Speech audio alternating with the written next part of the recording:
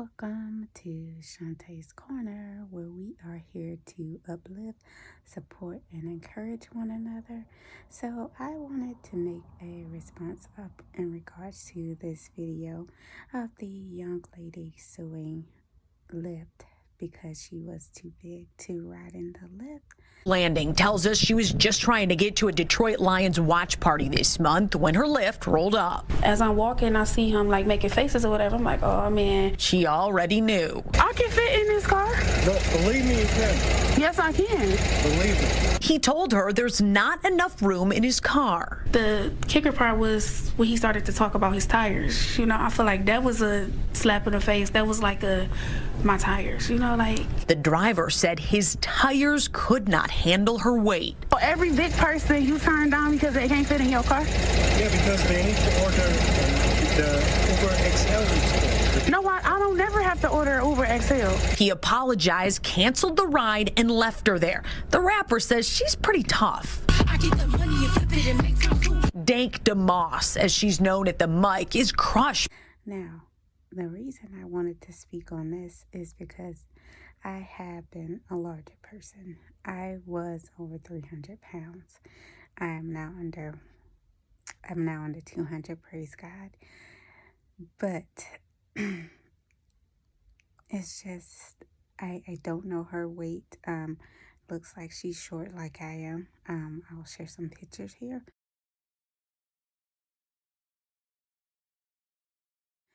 But as someone who has been larger and has dealt with the weight discrimination, I see both sides of this situation. I do see the gentleman's side in regards to his car. I mean, you can look at his car and already tell it's low. And I've had, friends who mentioned that having a larger person, messes up your suspension, especially if you look at his car, it's kind of low. So if he's going over any kind of speed bumps or anything like that, then that's definitely going to be an issue for his car. So I do understand his concern in regards to having her get in his car. And, I can't say whether or not she would fit, but definitely with the seatbelt as someone, like I said, that has been larger. And I had to fly home for my grandfather's funeral. And that was definitely a concern for my mom and myself if I could fit in a seatbelt at that time, which I did.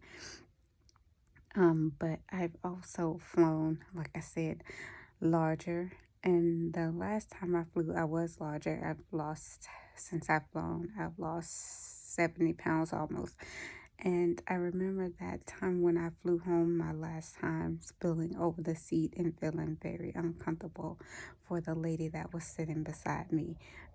Because I knew if I was uncomfortable, then I knew that it was uncomfortable for her. And I'm trying to think. I think I did have a seatbelt extender. So, and that was also a concern in cars because you don't usually have seatbelt extenders in cars.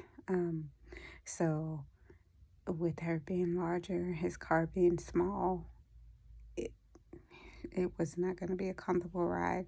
And I can see his concern, because what my friends would do when they would have us larger, like I said, I was larger then, she would have us, balance out the car, and it does affect the car. So I understand his concern. I really do. And as someone that has been big, I do know how it feels to be,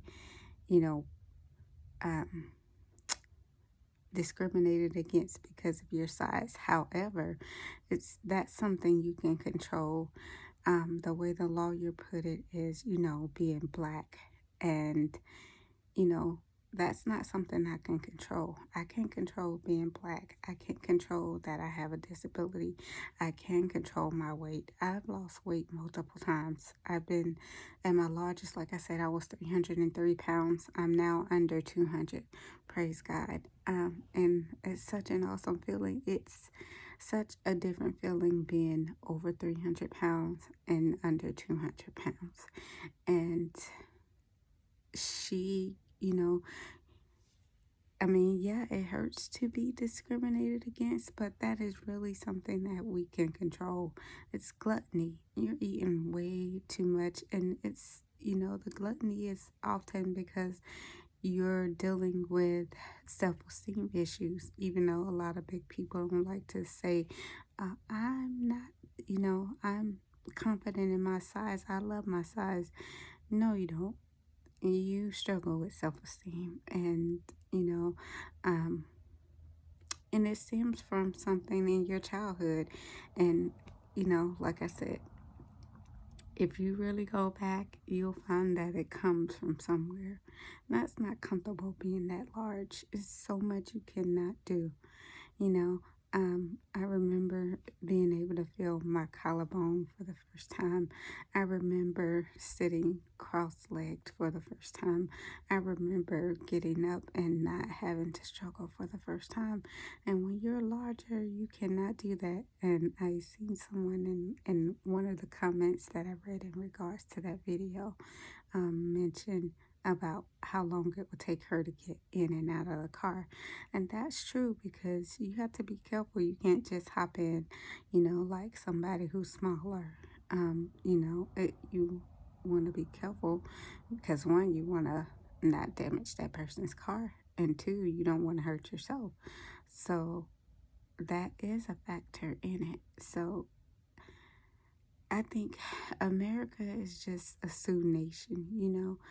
It's just people find any and everything to sue about. And instead of using that as, something to sue Lyft for, use it as motivation to lose the weight, get the weight off. You'll feel so much better. Her career would go so much further. I mean, I only heard parts of her rapping, but being smaller, I'm sure your career is going to go much further. You'll have much more energy to perform. Like I said, being a larger person, I'm a singer, and I cannot hold my breath like I'm supposed to when I'm that large. It's tiring. I was tired all the time. I was to the point where I had sleep apnea. So I had severe sleep apnea, and it's not comfortable. So it's just, people just find any and everything to sue about. And the fact that she had the camera recording when the guy got there says a lot also, that she was expecting the situation to go that way. Like I've seen somebody else say that maybe it's happened before. So this time she was able to record it happening. I'm sure other people have just picked her up. That's why we didn't see that video or those videos. But this guy was like, no, you're going to mess up my car. And he was very nice. He was very nice about it. And like I said, being that I'm legally blind and I don't drive, I've heard, stories from the Uber driver of things that they've dealt with passengers. So I can imagine that would affect his car if she's sitting on one side. You don't know what's going on with this car, and any business has the right to refuse service. So that's just my take on it, coming from somebody who has been overweight, who has dealt with weight discrimination and chose to use that as motivation to get the weight off, because I wanted to live. I wanted to be healthy, and that's not healthy. And you're truly not able to be to live a full life that way. So that's my take on it. Have a wonderful day, you guys. Bye bye.